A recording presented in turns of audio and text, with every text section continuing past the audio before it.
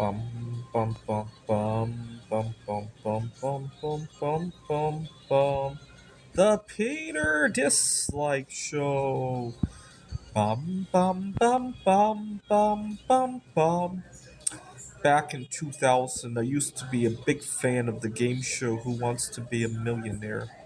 I had a website dedicated to it, and we would ask each other mock questions for the show, just questions that came up in our everyday lives, and we would quiz each other. And somebody decided to grief the website. The website had a guest book, and somebody would just write f bombs in the guest book over and over and over again. You would delete them, and then they would show up again. Eventually, the guy stopped doing it, but I thought it was so funny that people were complaining about that and wondering who was doing. I thought it was so funny that I decided to write f bombs in there and claim that I didn't know who was writing them because I had such a good time when it was happening, and it generated a lot of traffic to the site too. People would go on there to see the f bombs, and so my first day in that late that year, I started eighth grade. My first day in eighth grade, I had a little trouble breaking the ice with the other guys at my table. I sat with three other guys. I had trouble breaking the ice with them. And so I asked all of them, hey, do you guys know what the F word is? Because that had been the theme all summer. And all of them said they didn't know because we were in school. Nobody wanted to say the F word. And I said, well, why don't we just spell it out? And I started by saying F. And another kid said U, and then C, and then K. And then we all had a good laugh. And that was our introduction to ourselves because I don't know how to break the ice otherwise. And so that year was marked by the bombing of the USS Cole. I remember our um, our history teacher talked extensively about it. And then we had the election, George Bush versus Al Gore, and the recounts and all that. Now, I have one issue with my memory of that time. I remember George Bush talking about fuzzy math and phony numbers, but for some reason, I keep remembering that as part of the recounts. Oh, Al Gore's having fuzzy numbers with his ballot count and all that. That's I could have sworn that was what it was about. It turns out it was about the budget. What had happened was we had a budget surplus at the time. I know that sounds kind of foreign, and the two of them were debating on what to do about it.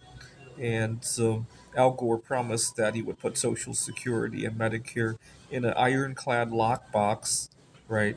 He would literally take a box and stuff it with, I don't know what you would stuff it with, right? Uh, uh, Precious metals, strategic metals, bonds from all around the world. I don't know what he was thinking about stuffing it with, right? But George Bush said that it was all fuzzy numbers and phony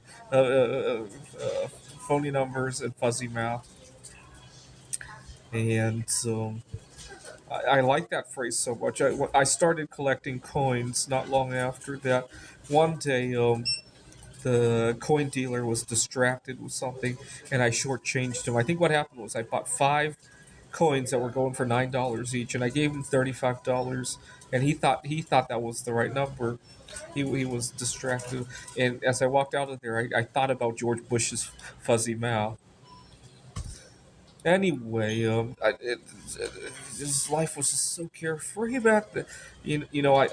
I look very young for my age. I attract a lot of girls many years my junior, and then I would look at their birthday, and I would think back, what was I doing when they were born? It just gives me so much nostalgia, and it gives me mixed feelings, joy that I lived through them, right? But then sadness that I'll never see it again, right? And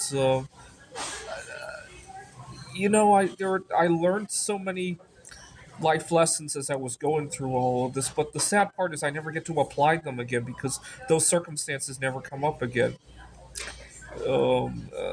Right, and next week will mark my 15th anniversary. I had gotten out of a very toxic relationship. I learned a lot from that. Unfortunately, I never got to apply the lessons that I learned. Right, I was a kid when 9/11 happened, obviously, and a lot shifted in our culture after that, and there are a lot of things that I wish I had known before. And the other big events in my life were obviously the GFC, global financial crisis, 2008, and obviously COVID. Right? If I got to redo those, can you imagine what I would do? Right? This is the Peter Dislike Show. Bum bum bum bum bum bum bum bum bum bum bum bum.